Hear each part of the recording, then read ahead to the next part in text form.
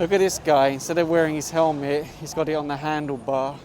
He has been seen by enforcers, that's why he just put it on now. That's a reality. A lot of people only carry their helmet so they can put it on if they see an enforcer. But obviously, since he was already seen riding without the helmet, he still gets a ticket. Good morning, everyone. MMDA back on the road. They're issuing a ticket to this vehicle obstructing the sidewalk. There's a lot of school children that walk around this area. They'll all be forced to walk in the road. This vehicle is partially on the sidewalk, partially in the road, and inside the yellow box. Towing crew is already hooking up at the front. I saw him look at the enforcer and then kind of try and go around him, but he has been stopped. So that's slippers for the driver, passenger, and no helmet on the back. I just don't know why they're willing to take such a big risk. From what I remember, they are acting on a complaint in this area, so they're issuing a ticket to that motorcycle, obviously parked in the road, the car behind, and all the other vehicles. It's only a narrow sidewalk, but it's already been conquered by the motorcycle, so don't be surprised if that also gets a ticket once an enforcer sees it. And in fact, there you go, the enforcer's here now to issue a ticket. Actually, there's a lot more motorcycles on the sidewalk a little further along. And just to give you a reality check of what happens when you obstruct the sidewalk, everyone ends up in the road. And you hope you don't get hit, especially since the road was already narrowed by illegally parked cars. That's a reality that wherever you put that sign, that's where you're going to find the garbage. There were a lot of Jeeps parked here right next to the sign that say no parking.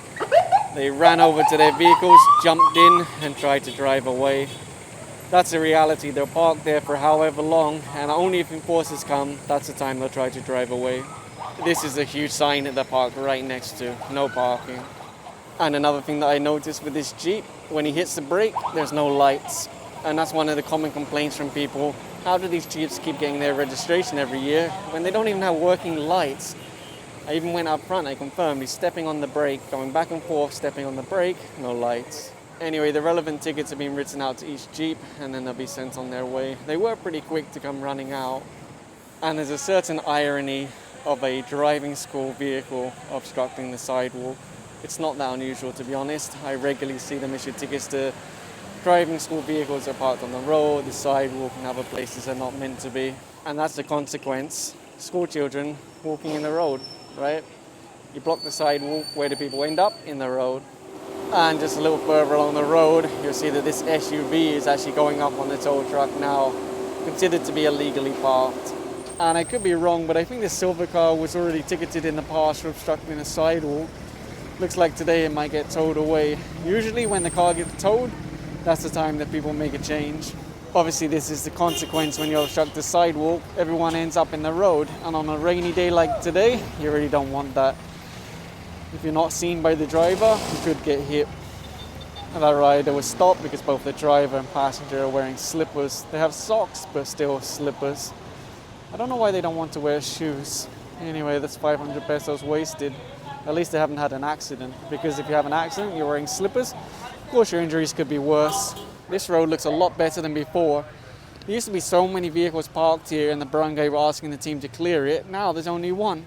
I don't know if this is one of the ones that was towed away before. They turned the road into a basketball court, but either way it's no parking.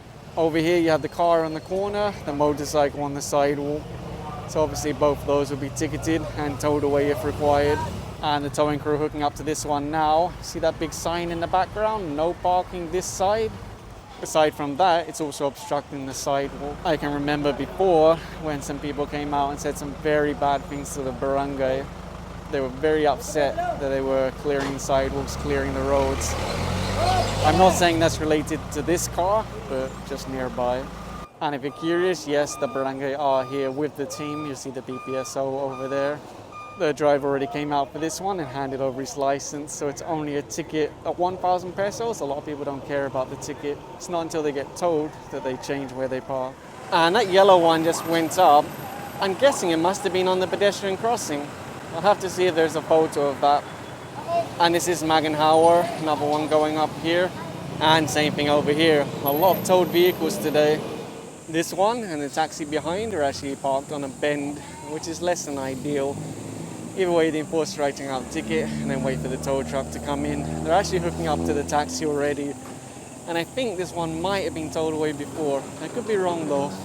And I just realized this one is even obstructing the PWD ramp. My gulay. There goes one of the vehicles that was pulled earlier. And this will be the next one to go up. Actually, a lot of residents here in Maganhawa complain that people come from other roads, park here, add to traffic, block their houses, block their gates. Very common complaint here. Look how big these doggies are. My goodness. Good morning. Yee. Go doggies.